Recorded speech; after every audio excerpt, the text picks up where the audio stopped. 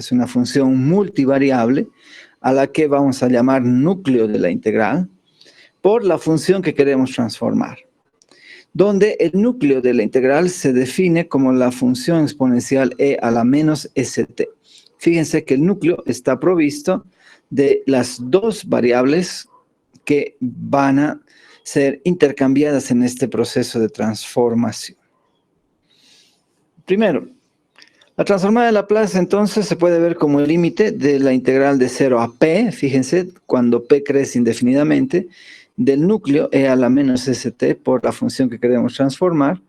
Es decir, fíjense que si esta integral existe, nunca va a depender de la variable p, sino va a depender de los extremos del intervalo de integración, en este caso de p. Pero aquí S no depende de t, o sea que se la ve como una constante. Por lo tanto, toda esta integral, si es que existe, va a ser una función que dependa de p y, por supuesto, de s. Esta función la estoy etiquetando como phi de p de s. Pero en un proceso de límite, cuando p crece indefinidamente, sabemos que esta variable de tendencia no aparece en el límite, como cuando estudiábamos, yo qué sé, el límite, en cálculo 1, el límite de, ¿qué puedo poner? P ves, no, mejor así, el seno de px sobre x cuando x tendía a 0. Aquí es igual a este límite, ¿se acuerda?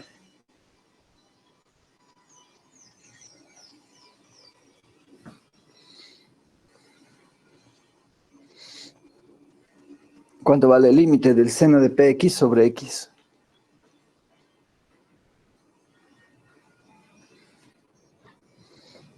Ay, ay, ay. ¿Qué cito es igual?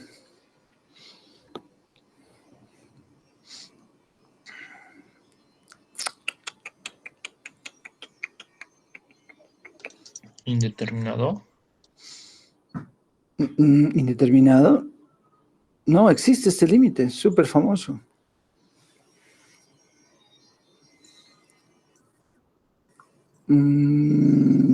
Podría ser 1 si p vale 1, pero no necesariamente es igual a 1. ¿Qué pasa si multiplico por p al numerador y al denominador? Entonces, si llamamos a px igual a tita, esto es lo mismo que el límite p es una constante, sale fuera del límite. El límite de seno de tita sobre tita, y si x tiende a 0, tita también va a tender a 0. Entonces, este límite sí converge a 1, por lo tanto, p por 1 es igual a p. ¿A qué estoy apuntando? No me interesa tanto recordar el valor del límite, sino lo que me interesa es hacerles notar de que cuando se evalúa el límite, el resultado no depende de la variable de tendencia, no depende de x. Igual aquí, este límite no depende de p, por lo tanto solamente debe depender de s. Y con esto estoy demostrando que la transformada de Laplace de f de t es una función que depende de la otra variable del núcleo de la integral impropia. Esto es bien importante que quede clarito. Al ser la transformada de Laplace una integral, resulta que, como ya se ha visto en los cursos de álgebra lineal, la transformada de Laplace entonces es también una transformación de naturaleza lineal.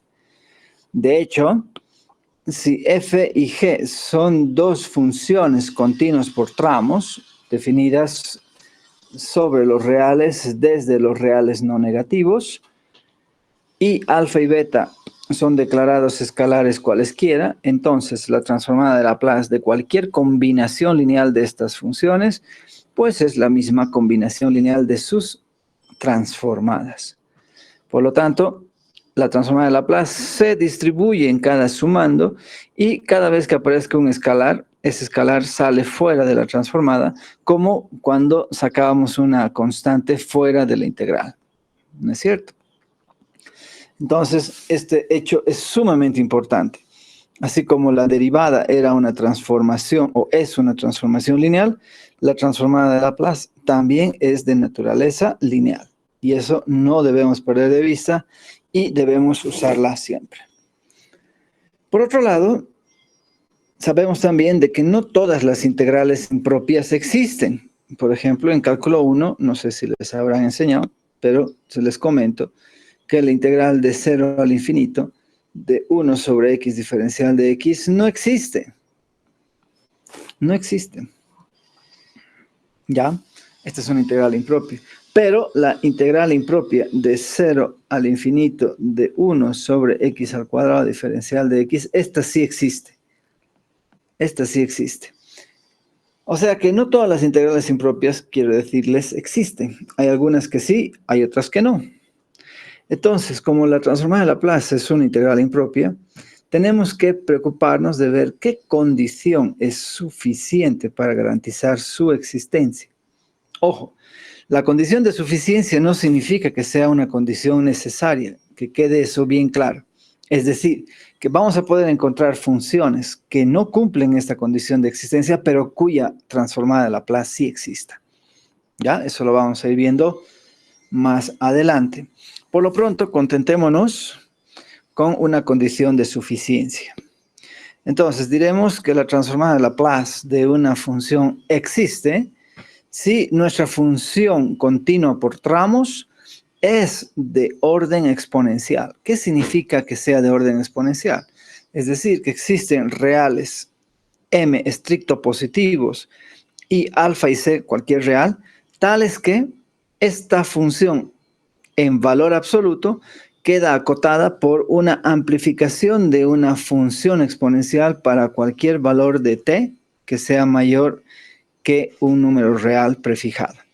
En otras palabras, si tenemos una función f que está acotada superiormente a partir de cierto valor de s, o sea, esta curva se va a mantener por encima de la función que queremos transformar, y esta curva está mayorando, si ustedes quieren, a la función que queremos transformar, entonces la transformada de Laplace de esta función siempre va a existir. Afortunadamente, cualquier función polinómica, por más que tenga una amplitud de oscilación polinomial bastante amplia, y todas las funciones exponenciales y todas las funciones senoidales, al ser continuas, siempre van a ser acotadas por funciones exponenciales. Por lo tanto, siempre van a poder ser transformadas vía Laplace. Bien, sin más recurrentes teóricos, vamos a empezar ya a calcular nuestras primeras transformadas. Empecemos calculando la transformada de Laplace de la función constante 1. O sea que la transformada de Laplace de 1 es la integral impropia del 0 al infinito del núcleo por la función que queremos transformar. Sabemos que esto no es más que el límite de 0 a p, cuando p crece indefinidamente, del núcleo. Pero ¿cuál es la integral de e a la menos st? Es menos 1 sobre s, e a la menos st. Este menos 1 sobre s no depende de la variable de tendencia en el límite, así que sale fuera del límite. Y nos queda el límite de esta primitiva evaluada en p, o sea, 1 sobre e a la sp, menos e a la 0, es decir, menos 1. O sea, vamos a tener el límite de 0 menos 1. Fíjese que este denominador, al crecer p de manera indefinida, tiende hacia 0. Por supuesto, siempre que s sea mayor que 0. Entonces, este límite se reduce a menos 1 y el límite de una constante es la misma constante, menos 1. Y menos 1 por menos 1 sobre s nos da 1 sobre s. De esa manera, la transformada de Laplace de 1 es 1 sobre s. Como estaba previsto, hemos obtenido una función que depende de una nueva variable independiente. Muy sencillo. Veamos cómo calcular la transformada de Laplace de esta función polinomial, donde n es un número natural. ¿Ya? Esto es importante. N es un número natural, no es cualquier número. Entonces, la transformada de Laplace de t a la n es, por definición, la integral impropia de de este núcleo por la función que queremos transformar. Haciendo uso de la integración por partes, si u es igual a t a la n, entonces el diferencial de u será n veces t a la n menos 1 diferencial de t. Es decir, que el diferencial de b es e a la menos st por el diferencial de t. Integrando ambos miembros, resulta que b es la misma integral que teníamos hace un ratito, ¿no es cierto? La misma integral. Es decir, menos 1 sobre s e a la menos st. En consecuencia, esta integral impropia será el producto de u por b, es decir, menos 1 sobre s t a la n e a la menos st sobre el intervalo de los reales no negativos, menos la integral de v por el diferencial de u. Todo esto es menos la integral de v por el diferencial de u. Pero menos n por menos 1 sobre s es más n sobre s. No depende de t, así que sale fuera de la integral. De e a la menos st, aquí lo ponemos, t a la n menos 1. Pero esta última integralcita es una integral impropia que fácilmente la reconocemos como la transformada de Laplace de la función t a la n menos 1. Muy bien. Entonces, reescribiendo, evaluamos esta primitiva cuando llevamos un proceso de límite, menos 1 sobre s, el límite cuando p crece indefinidamente, de esta función cuando p crece indefinidamente. Entonces voy a tener p a la n por e a la menos sp, o si quieren p a la n sobre e a la sp, más, menos esta primitiva evaluada en el límite inferior, que claramente va a valer 0 por esta t que aparece aquí, más n sobre s por la transformada de Laplace de t a la n menos 1. Bien, este límite evidentemente vale 0, pero ¿por qué? Si nosotros aplicamos el teorema del L'Hopital, podemos ver que este límite cumple con las condiciones o hipótesis de uso del teorema del L'Hopital. Es decir, es el límite de esta función que crece indefinidamente sobre esta otra función que crece indefinidamente cuando s es mayor que 0. O sea, tenemos una indeterminación de la forma infinito partido infinito. Podemos aplicar L'Hopital, es decir, que esto va a ser igual al límite de la primera derivada de esta función, y la primera derivada de esta función respecto de p es s veces e a la sp. Observen que si seguimos aplicando el teorema del L'Hopital n más 1 veces, entonces, ¿a qué valor converge el límite de una función polinomial de grado n? Les repito mi pregunta, o si quieren, se los parafraseo. Si tengo un polinomio de grado n y derivo ese polinomio n más 1 veces, ¿a qué es igual su derivada de orden n más 1?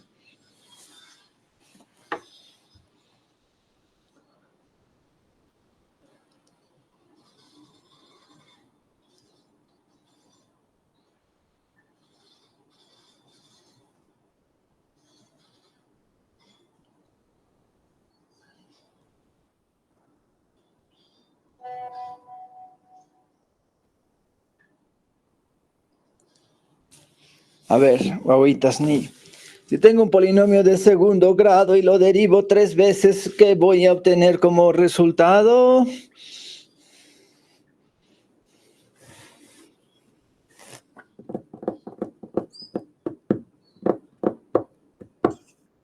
Eso, pues, eso.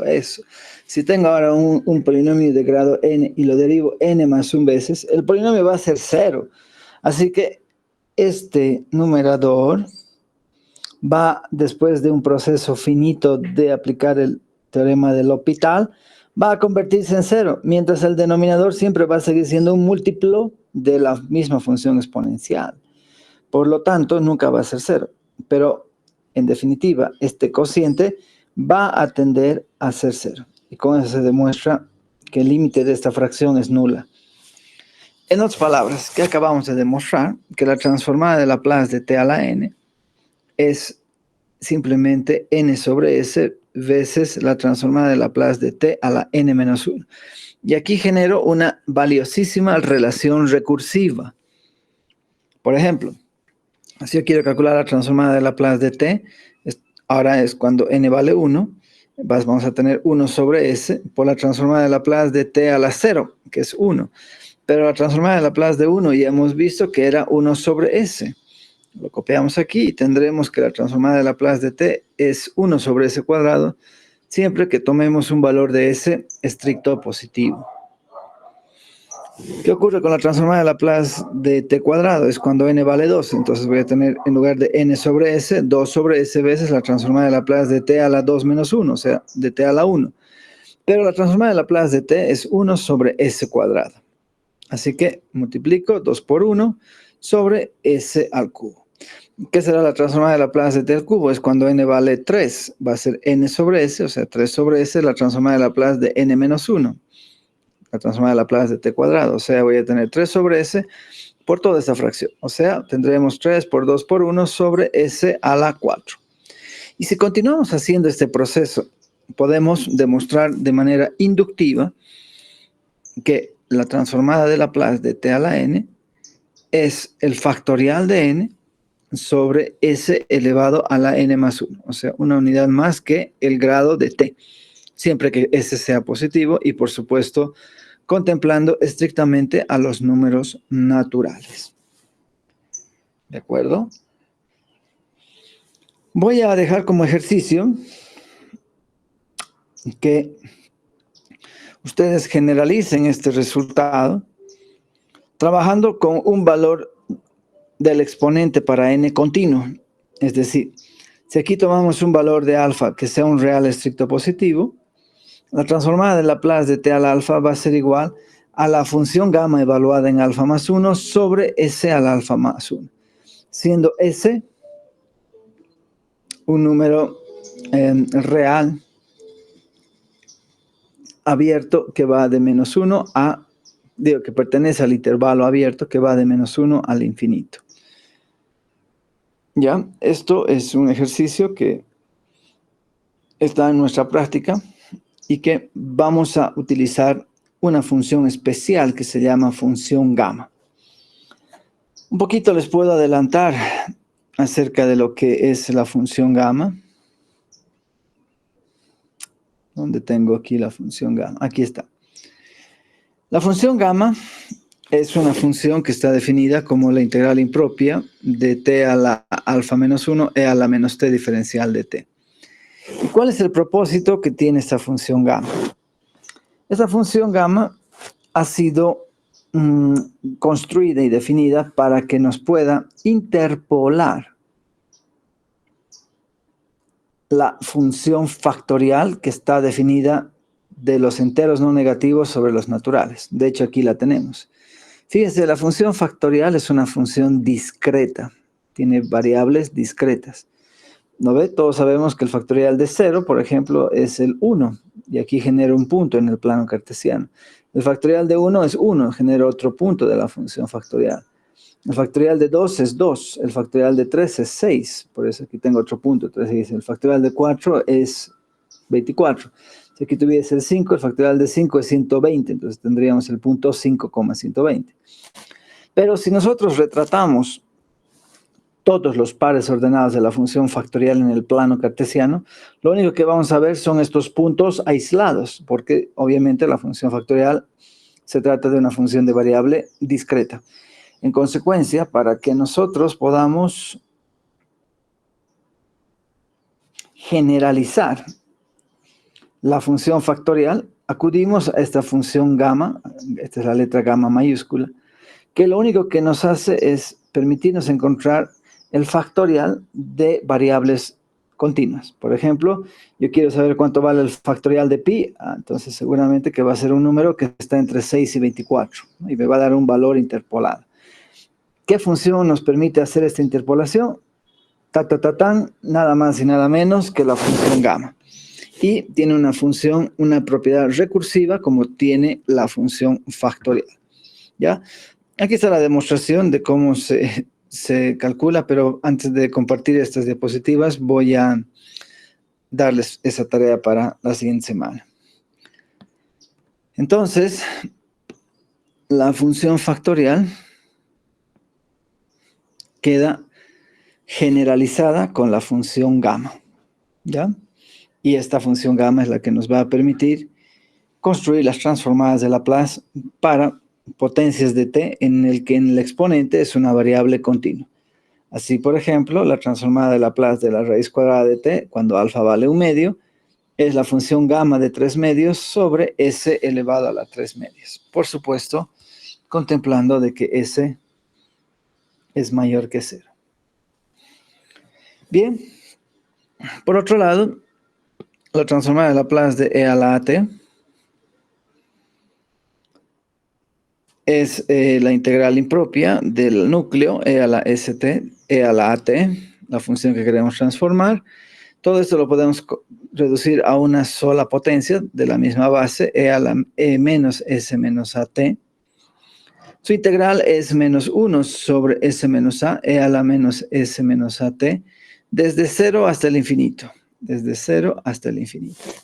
Es decir, va a ser menos 1 sobre s menos a del límite cuando p crece indefinidamente de, ahora aquí ponemos p, 1 sobre s menos a p, menos, ahora ponemos aquí 0, e a la 0 es 1. Una vez más, para que este límite tienda a 0, es suficiente que s menos a sea estricto positivo, o si ustedes quieren que s sea mayor que a. En consecuencia, como este límite tiende a 0, nos queda el límite de esa constante, y tendremos el límite de menos 1 sobre s menos a por menos 1, y ahí está. El límite de cualquier función exponencial e a la t es 1 sobre s menos a, cuando s es estrictamente mayor que a. Dejo como ejercicio, usando la definición de la integral impropia, demostrar que la transformada directa de Laplace de la función seno de bt es b sobre s cuadrado más b cuadrado, siempre que s sea mayor que 0, y que la transformada de Laplace del coseno de bt sea s sobre s cuadrado más b cuadrado, siempre que s sea mayor que 0. ¿De acuerdo? Siempre que s sea mayor que 0. Afortunadamente, podemos construir la transformada de Laplace también con algunos comandos elementales del MATLAB. Vamos a conectarnos un momento. Ahora sí.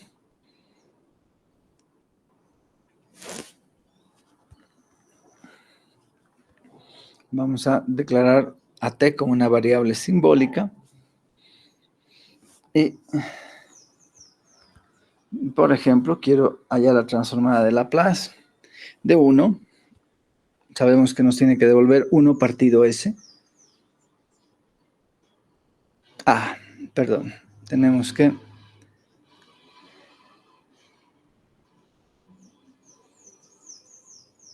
No, está bien. ¿Qué es lo que está mal aquí?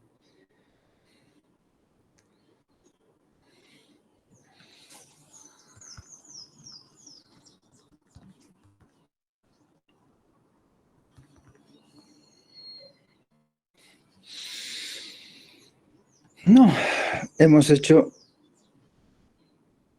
la caracterización correcta. No necesitaríamos poner L, pero por si acaso, copiemos así.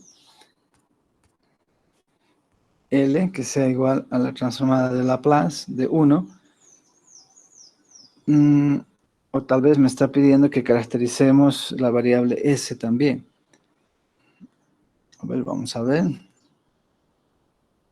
Nada.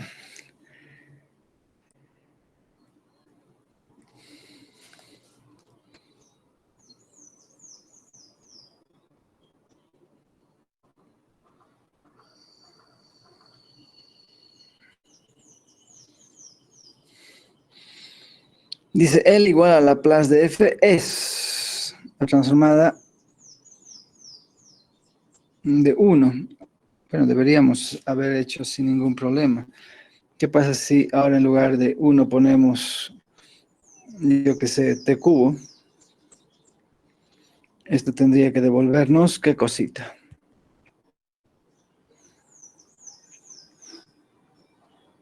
Aquí sí, no sé por qué no me deja trabajar con la transformada de Laplace de 1. Aquí está bien, fíjense, es 6 sobre S a la 4. Pretty L, 6 sobre S a la 4. Entonces, coincide, ¿no? Porque la transformada de Laplace de T a cubo es cuando n vale 3, es 3 factorial, que es 6 sobre S a la 3 más 1. Nos ha salido sin ningún problema. ¿Qué ocurre si queremos hallar la transformada de Laplace de alguna función? Por ejemplo, el coseno de 5 veces t.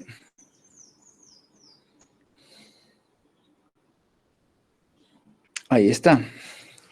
Podemos pedir que lo ponga como una fracción y aparece s sobre s cuadrado más 25. Fíjense, es cuando hemos usado el valor de b igual a 5. Es decir, s sobre s cuadrado más 5 al cuadrado, que es 25, ¿no es cierto? O sea que está muy bien. Sigo extrañado, ¿por qué no nos deja calcular la transformada de Laplace de 1 simplemente?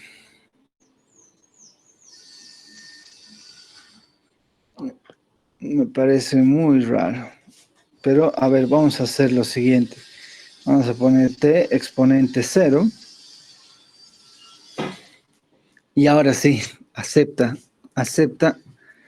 No sé por qué no me deja trabajar con la función constante. 1 sobre s es el resultado de la transformada de Laplace de 1. Pero, ¿qué pasaría si ahora queremos elevar t elevado a la 1 medio? ¿Qué nos va a devolver? Ahí está. ¡Wow! ¡Qué belleza! Es decir, vamos a poner un modo más pretty. Es la raíz cuadrada de pi sobre 2 s a la 3 medios. Ah, ¿eso qué quiere decir? Que la función gamma, fíjense, voy a pedirle al MATLAB que nos ayude a calcular o que nos diga cómo hay que usar la función gamma. Ahí está, la función gamma. Entonces, fíjense, la función gamma de 3 medios tiene que ser raíz cuadrada de pi partido 2.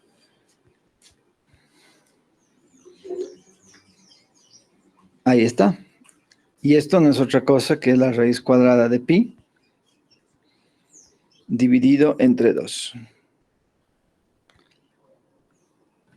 Exactamente. ¿Se dan cuenta? O sea, la raíz cuadrada de pi dividida entre 2 es, en otras palabras,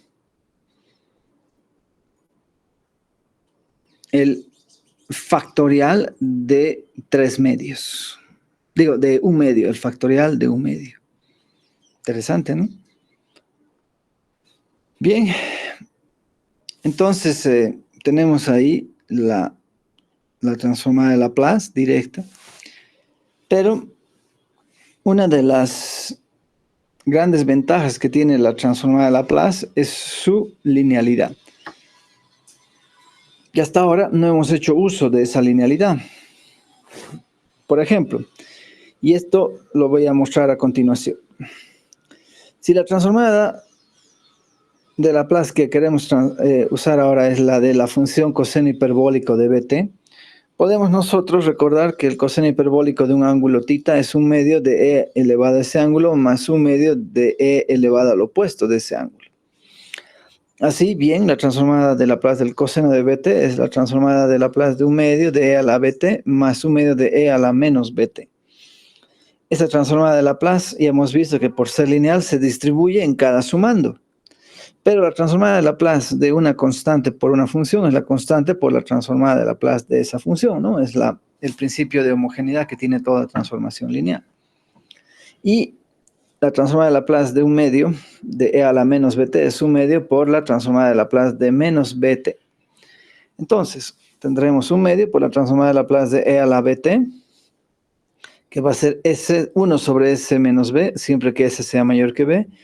Y la transformada de Laplace de E a la menos BT será U medio por 1 sobre S menos B. O sea, S más B sería aquí. El común denominador de estas dos fracciones será 2 veces, el mínimo común denominador será 2 veces S cuadrado menos B cuadrado. Así que aquí hemos tenido que multiplicar por S más B y acá hemos tenido que multiplicar por S menos B. Las B se cancelan y nos queda 2 veces S. Pero ese 2 veces S se simplifica con el 2 y nos queda solamente S.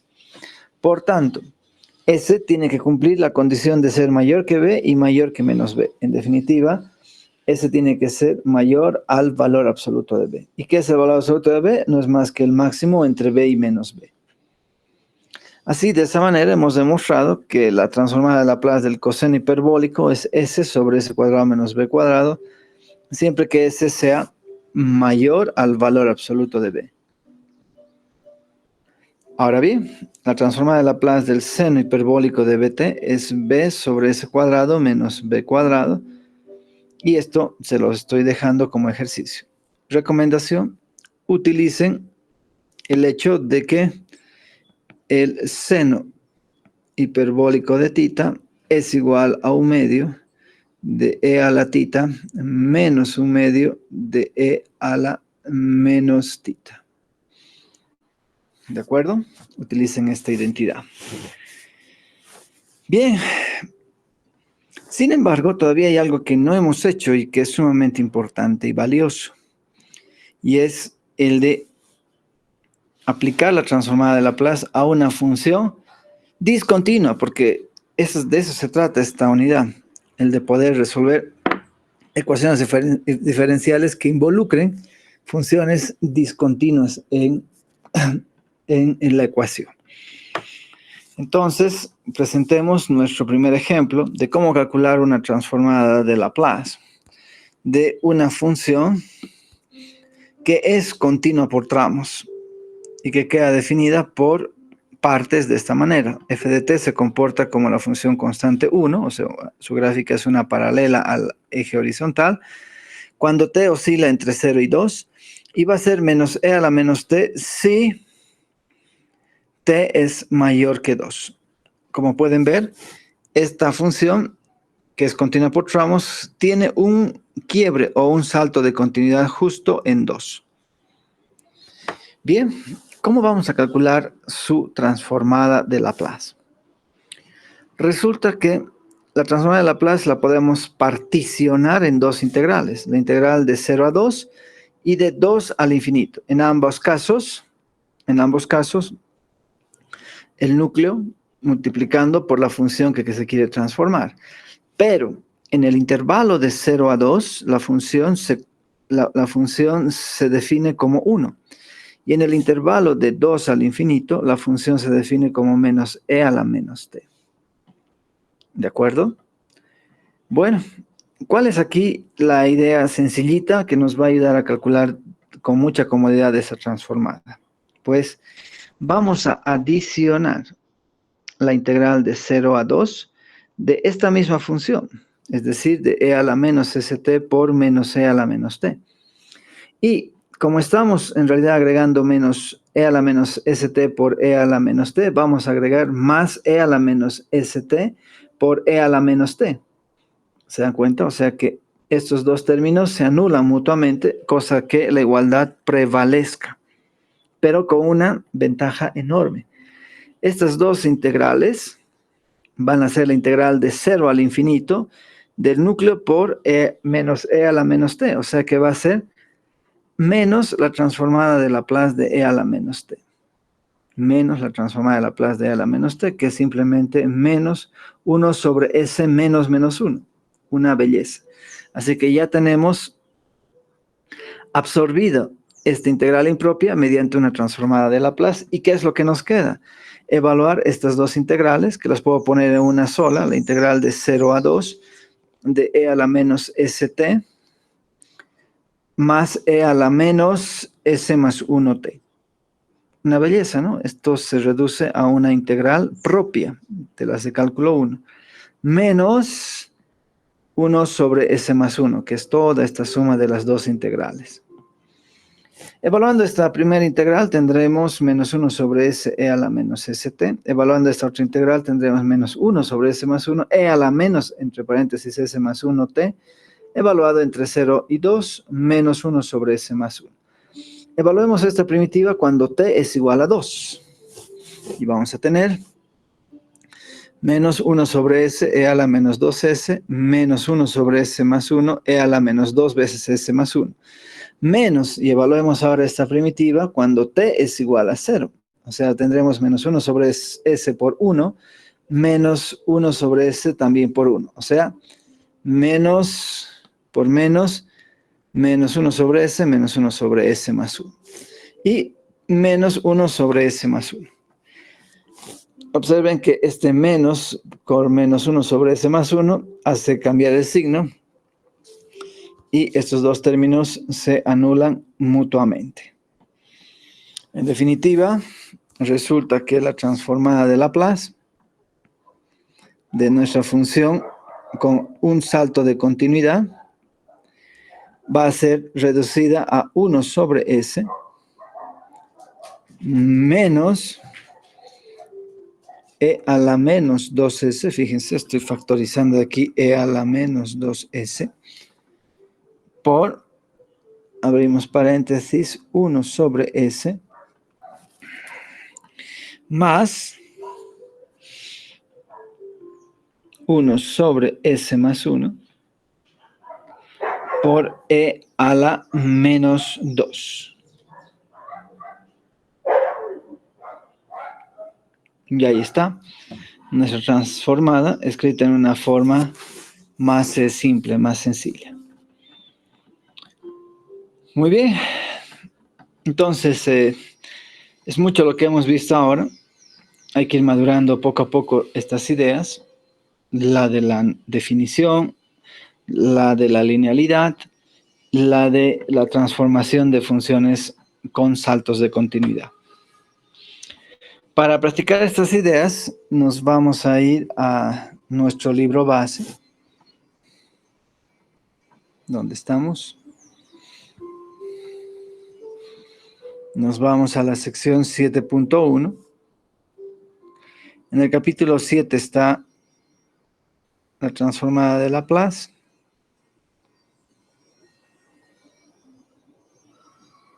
Ahí está, capítulo 7. Y nos vamos a ir a la sección de ejercicios 7.1. ¿Dónde están estos ejercicios? En la página 261. Y recomiendo, como mínimo, ¿sí?, resolver todos los ejercicios impares no consecutivos. El 1, el 5, el 9, el 13, 17, 21, 25, 29, 33, 37, 41. Aquí está el 41, la función gamma, que les había mencionado. Acá nos vuelven a decir cómo está definida. Y de la 41 hay que demostrar lo que les había consignado también como tarea. Estas dos cositas. Muy bien. Y como opción, pueden resolver el ejercicio 42. Pero todos estos ejercicios impares no consecutivos del 1 al 41, les recomiendo los resuelvan y controlen sobre todo sus soluciones, ya sea con las respuestas que están al final del libro, ya sea constatando también con el MATLAB. Muy bien. Por favor, coméntenme si tienen alguna pregunta. Disculpe, ¿ha grabado la clase? No. Uy, qué mal. Ya, gracias, sí. Si quieren una grabación, tienen que hacerlo ustedes. La verdad que les había dicho eso desde el inicio del semestre. Sí, sí, está bien. Perfecto. Uy, ya, gracias. Puedes subir el enlace de esa grabación al canal oficial de la materia y así todos te van a querer más. ¿Ok? Entonces, practiquen por favor estas ideas y trabajen para la próxima clase. Esto es importante que acompañen porque es bien fácil generar desfases y cuando se tiene un desfase, lo que sigue después ya no se entiende y la materia termina siendo demasiado aburrida. ¿Ok? Así que quedaremos acá y nos estamos reencontrando la semana que viene. Hasta entonces, estén todos muy bien. Hasta el martes. Digo, hasta el lunes, hasta el lunes. Hasta luego, Inge. Hasta luego, chicos.